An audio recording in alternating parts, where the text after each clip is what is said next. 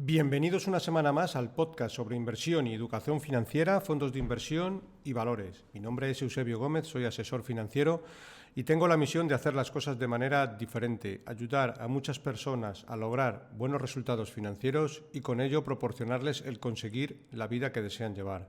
Para cualquier consulta o duda sobre este podcast, mi dirección de email es eusgomez@gmail.com. Empezamos como siempre recordando la responsabilidad y el aviso legal. El actual podcast tiene un carácter informativo y divulgativo. No supone bajo ningún término ninguna recomendación de compra o de venta de ninguno de los fondos o acciones mencionados en este podcast. La publicación de este podcast es a título personal.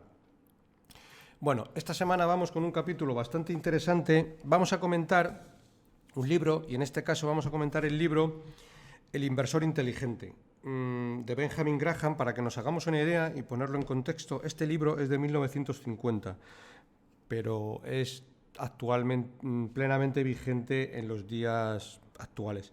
Es un libro que tiene alrededor de unas 600 páginas. No vamos a leerlas enteras porque nos vamos a centrar en el capítulo 8, que en concreto el capítulo 8 hace mención a cómo establecer y poner en práctica un plan formal para controlar el comportamiento personal en el terreno de las inversiones. Veremos un poco todo esto y con bastante detalle, ¿de acuerdo? En concreto, el capítulo 8 dice: el inversor y las fluctuaciones de mercado, cómo actuar con las fluctuaciones elevadas, es decir, con elevada volatilidad.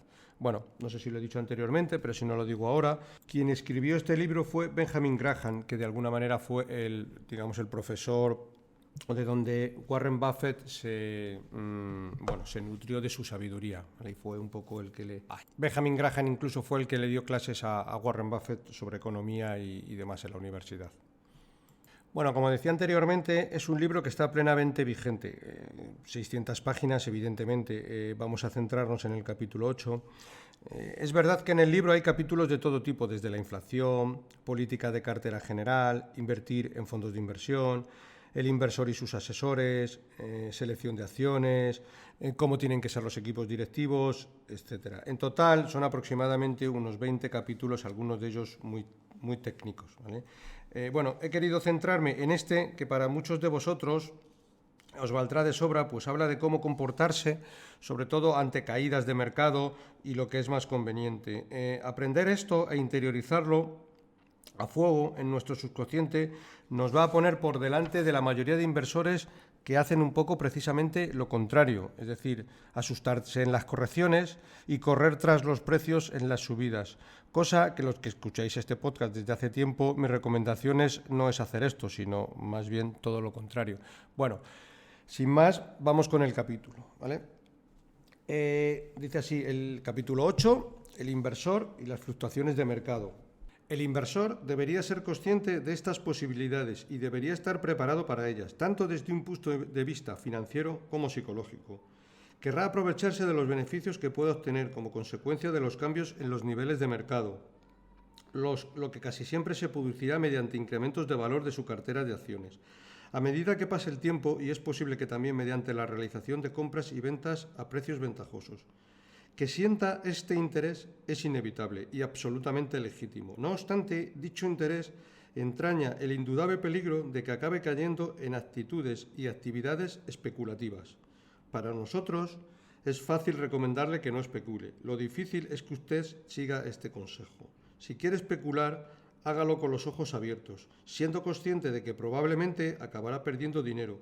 Asegúrese de que limita el importe que pone en juego y sepárelo por completo de su programa de inversión. En la siguiente página dice: fluctuaciones del mercado como guía para las decisiones de inversión.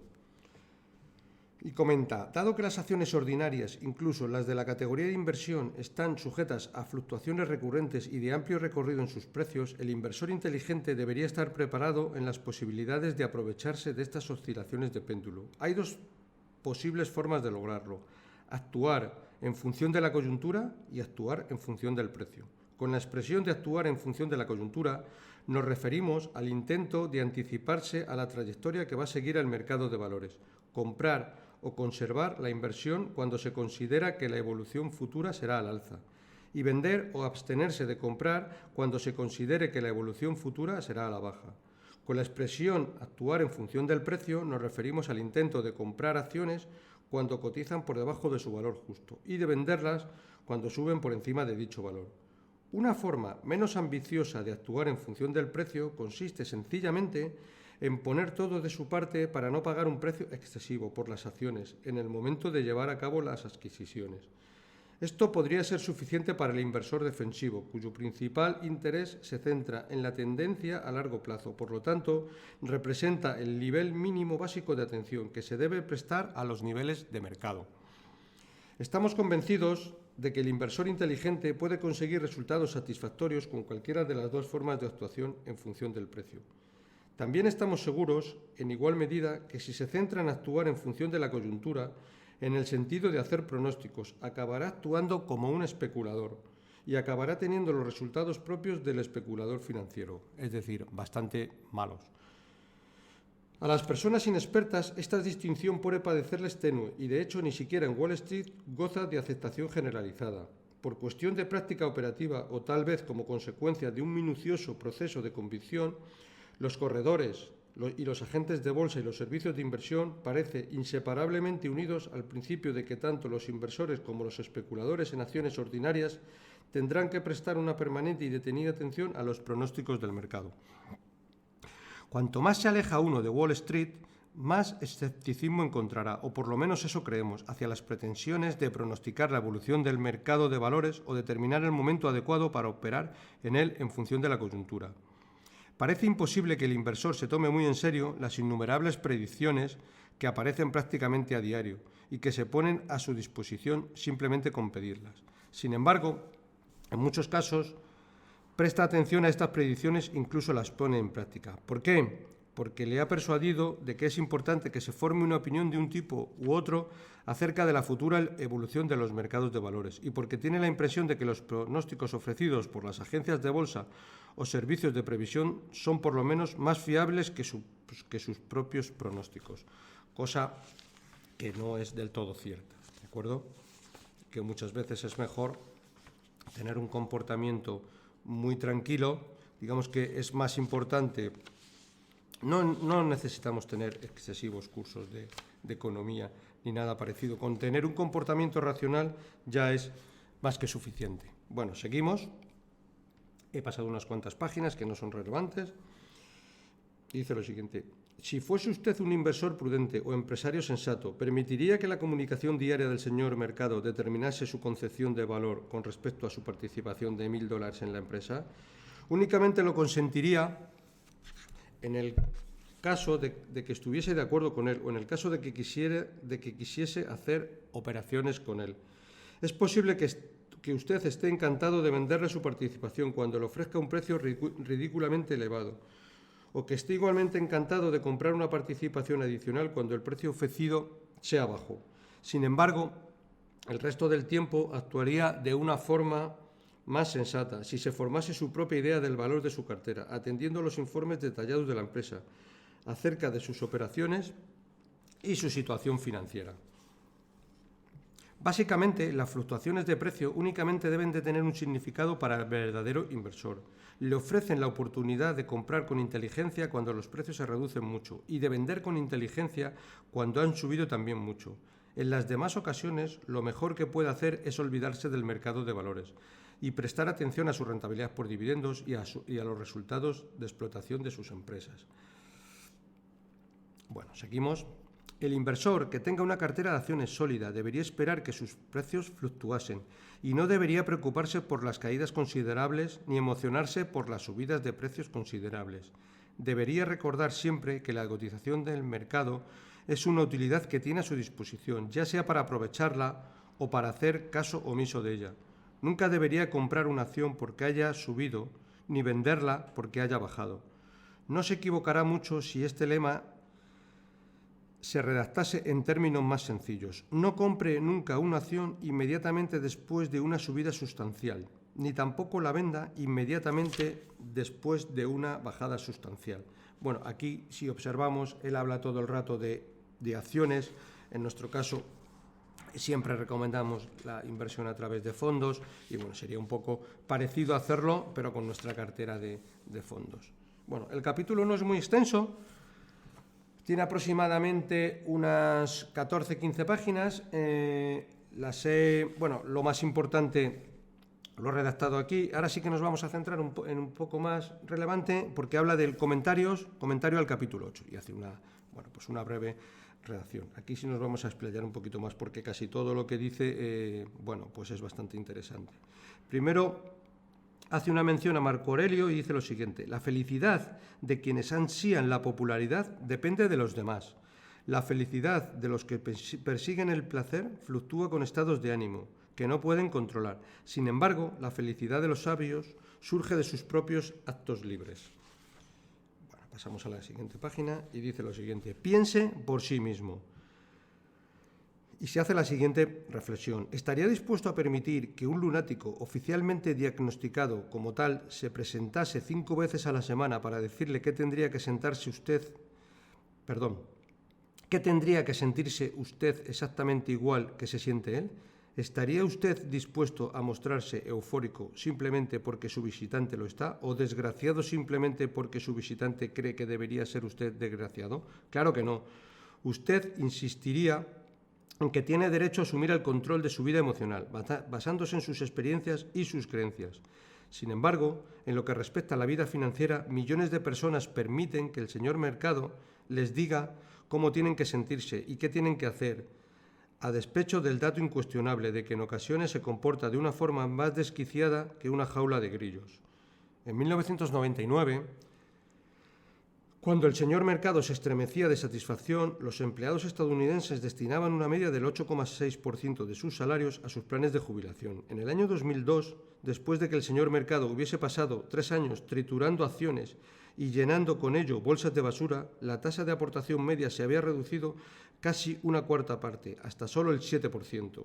Cuanto más baratas eran las acciones, menos dispuesto estaba todo el mundo a comprarlas, porque se limitaban a imitar al señor mercado, en lugar de pensar por sí mismos. El inversor inteligente no debería desentenderse por completo del señor mercado. Al contrario, debería hacer negocios con él, pero únicamente en la medida en que a él le interese. La tarea del señor mercado es la de facilitarle precios. Su tarea es la de decidir si resulta interesante hacer algo al respecto de estos precios. No tiene usted que hacer operaciones con el mercado simplemente porque éste le ruegue incesantemente que lo haga. Dice, también se hace la siguiente reflexión: ¿puede ganar a los profesionales en su propio juego? Una de las ideas más penetrantes es la siguiente: el inversor que permita que otros le arrastren a las estampidas o que se preocupe indebidamente por las retracciones injustificadas provocadas por el mercado en sus carteras, estará transformando permanentemente su ventaja básica en una desventaja esencial. A ver si me paso alguna página. No. ¿A qué se refiere Graham con las palabras ventaja básica? Lo que quiere decir es que el inversor individual inteligente tiene plena libertad para elegir si sigue o si no sigue al señor mercado. Usted puede permitirse el lujo de pensar por sí mismo. El gestor de cartera típico, sin embargo, no tiene más opción que seguir la evolución del señor mercado con todo detalle, comprando a precios elevados, vendiendo a precios bajos, siguiendo de manera prácticamente irracional sus pasos erráticos. A continuación exponemos algunos de los hándicaps con lo que los gestores de cartera y fondos de inversión y otros inversores profesionales tienen que cargar. Al tener que gestionar miles de millones de dólares, su actividad debe centrarse en las acciones de las mayores empresas, las únicas que pueden comprar en las cantidades multimillonarias que necesitan para completar sus carteras. Por lo tanto, muchos fondos acaban siendo propietarios del mismo número reducido de gigantes cuya cotización está sobrevalorada. Bueno, pues como siempre decimos, de este tipo de fondos son un poco de los que nosotros como inversores debemos de huir. Debemos centrarnos pues, en fondos que sean de gestoras pequeñitas, de gestoras que lo hagan bien, que los gestores tengan su propio patrimonio invertido en los fondos, en fin, ese tipo de cuestiones que repetimos una y otra vez y que son tan importantes.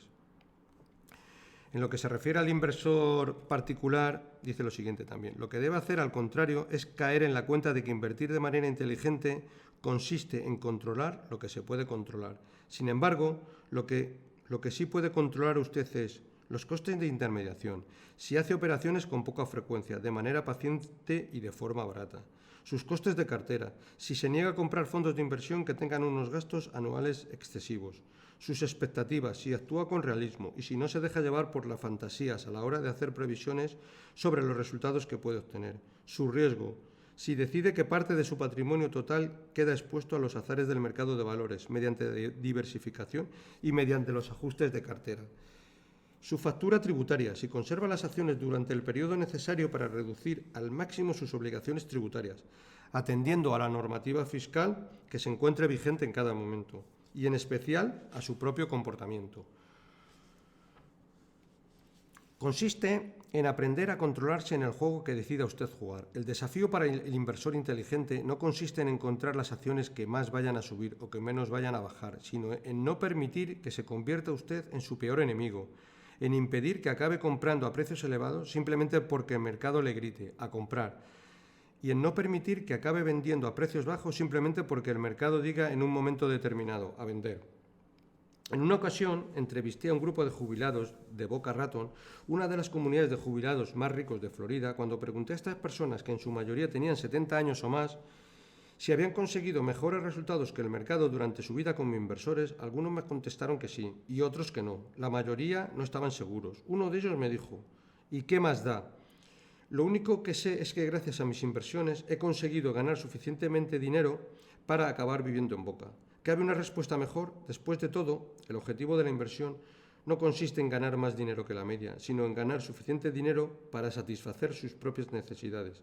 En última instancia, lo que importa no es cruzar la meta antes que el resto, sino asegurarse de que uno llega a su meta. Hace un capítulo también un poco, que estamos hablando todo el rato de lo mismo, sobre su dinero y su cerebro, y dice lo siguiente: en la práctica, nuestro cerebro está programado para provocarnos problemas a la hora de invertir. Después de que un acontecimiento suceda 2 o 3 veces seguidas, ciertas zonas de nuestro cerebro de manera automática anticipan que va a suceder de nuevo.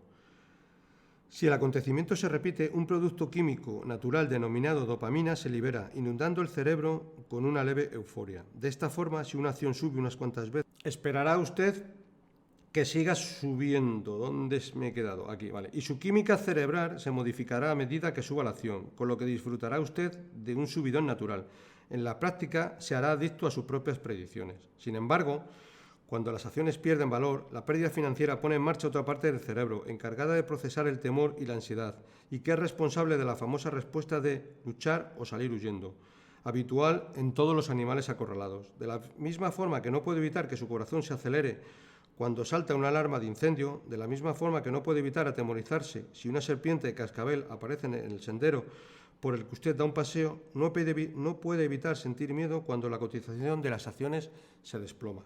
De hecho, los brillantes psicólogos Daniel Kahneman y Amos Tversky han demostrado que el temor a la pérdida financiera tiene una intensidad de más del doble que el placer que se consigue con una ganancia equivalente. Ganar $1.000 con una inversión es estupendo, pero perder $1.000 provoca un sufrimiento emocional del doble de intensidad. Perder dinero resulta tan doloroso que muchas personas aterrorizadas ante la perspectiva de una pérdida aún más grave se desprenden de sus inversiones prácticamente cuando han tocado fondo y se niegan a comprar más. Bueno, hace aquí también un símil muy interesante, que vamos a leerlo, y habla un poco de cómo se pueden interpretar las noticias en la televisión, ¿vale? Dice: noticias que le sirvan de algo.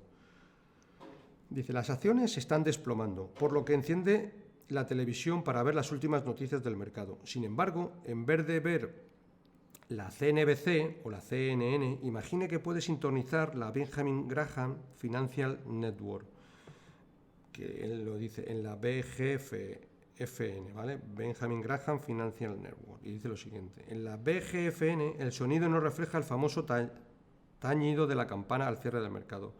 Las imágenes no muestran a los corredores de un lado a otro del parqué en la bolsa, como si fuesen roedores sobreexcitados. La BGFN tampoco muestra imágenes de archivo de inversiones que suspiran con desesperación en las aceras cubiertas de nieve al ver las flechas rojas en los indicadores de cotización que recorren las marquesinas de Times Square. Al contrario, la imagen que llena la pantalla de su televisión es la fachada de la Bolsa de Nueva York, adornada con un enorme letrero en el que dice «Ofertas, 50% de descuento». Como música de introducción se puede escuchar a la Bachman Turner Overdrive con su viejo clásico «Todavía no has visto nada». Después, el presentador anuncia alegremente «Las acciones han llegado a ser todavía más atractivas hoy, después de que el Dow, que es el Dow Jones, descendiese otro 2,5%, con un gran volumen de contratación.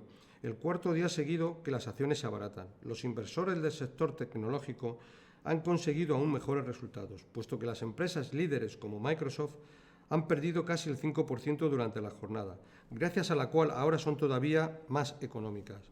Esto complementa las buenas noticias del año pasado, durante el cual las acciones redujeron su precio en casi el 50%, con lo que llegaron a unos niveles de oportunidad que no se veían desde hace años.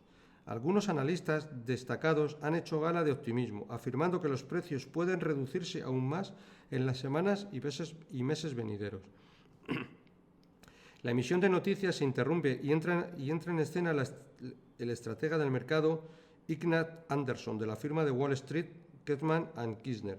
Afirma que mi previsión es que las acciones perderán otro 15% antes de junio. Me muestro cautamente optimista acerca de que si todo va bien las acciones podrían llegar el 25%, incluso más. Y dice el comentarista, esperemos que Ignat Anderson acierte, dice alegremente el presentador. Una reducción del precio de las acciones serían fabulosas noticias para cualquier inversor que tuviera un horizonte de inversión a muy largo plazo. Bueno, lo excepcional, como siempre digo, de los mercados cotizados es que la liquidez, está muchas veces para traernos problemas en el sentido de que, como tenemos que ver las cotizaciones todos los días, pues nos puede llevar a problemas en el sentido de no hacer lo adecuado, vender en malos momentos, comprar en malos momentos, etc. Lo más aconsejable es no verlas constantemente, porque de esa manera pues evitamos todo este tipo de sesgos, ¿vale? Bueno, sigo leyendo. Por lo tanto, cuando un periodista se asoma a la pequeña pantalla y proclama «El mercado se desploma, el Dow pierde 100 puntos», la mayor parte de los espectadores se estremecen instintivamente. Sin embargo, con el Dow a los niveles que se encuentran actualmente rondando los 8.000, se trata de un descenso de un mero 1,2%. Piensen lo ridículo que sería que un día en el que hubiese una temperatura de 40 grados, el hombre del tiempo dijese «La temperatura se desploma, ha pasado de 40 grados a 39,5 grados». Esto también sería un descenso del 1,2%, también para que lo pongamos un poco en perspectiva.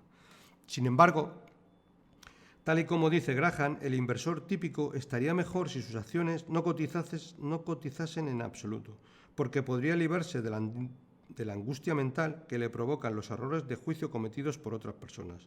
Si después de examinar el valor de su cartera a la 1:24 de la tarde, siente la imperiosa necesidad de volver a examinarlo a la 1,37 de la tarde, debería hacerse 3 preguntas.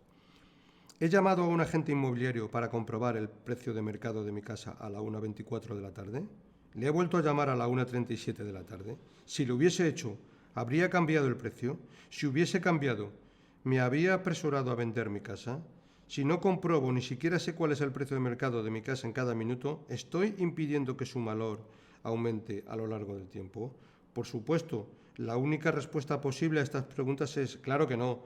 Debería usted abordar su cartera de inversión desde la misma perspectiva, a lo largo de un horizonte a 10, 20 o 30 años. Los antojos diarios del señor mercado sencillamente no tienen importancia alguna. En cualquier caso, para una persona que vaya a invertir durante los próximos años, la caída de los precios de las acciones es una buena noticia, no una mala, puesto que podrá comprar más por menos dinero. Bueno, a ver, la página 245, vale.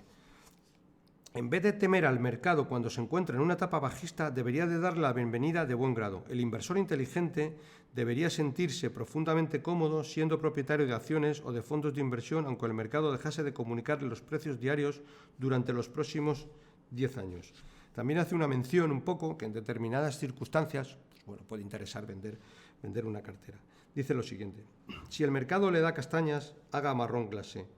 Esto viene a decir lo siguiente: aunque Graham nos indican que deberíamos de comprar cuando el señor mercado grita a vender, hay una excepción que el inversor inteligente tiene que comprender.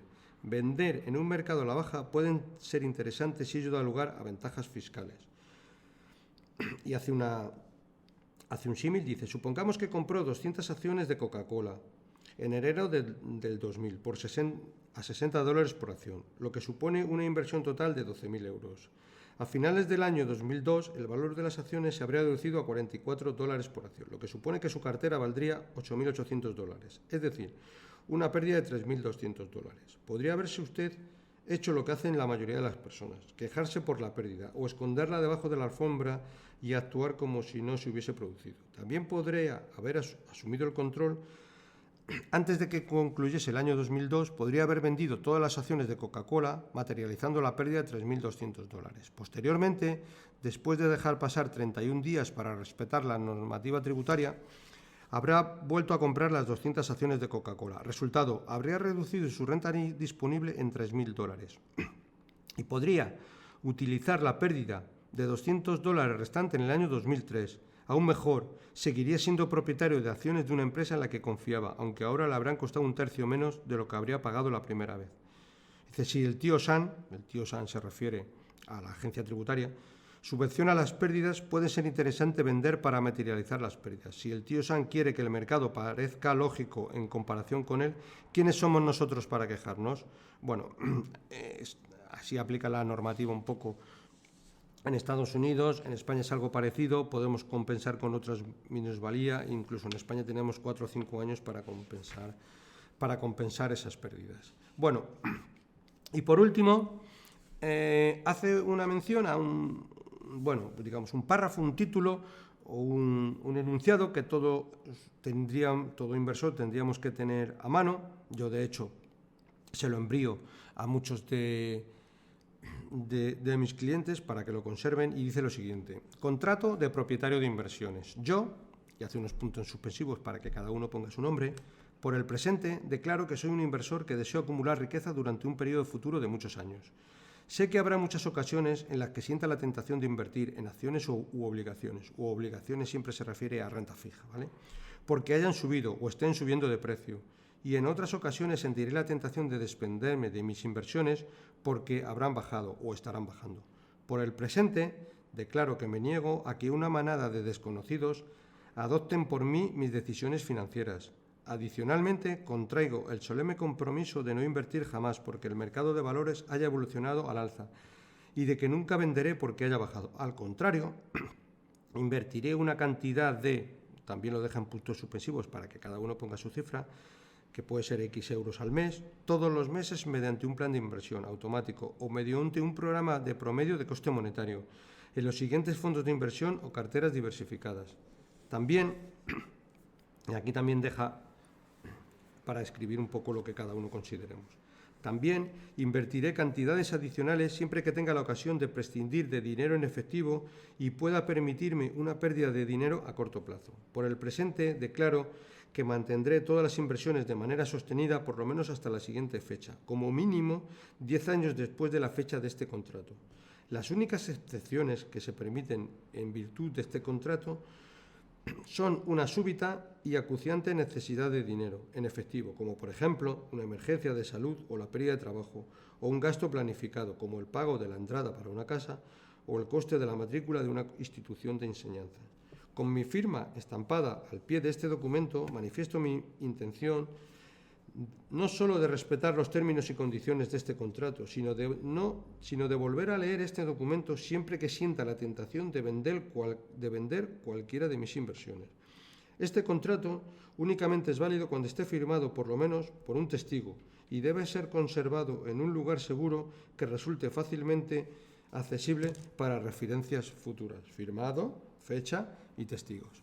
Bueno, pues esto es lo que quería traeros esta semana. Bueno, es un capítulo sobre cómo comportarnos ante bajadas de mercado y ser lo bastante racional, o contra más racional seamos, siempre nos irá mejor en términos de inversiones.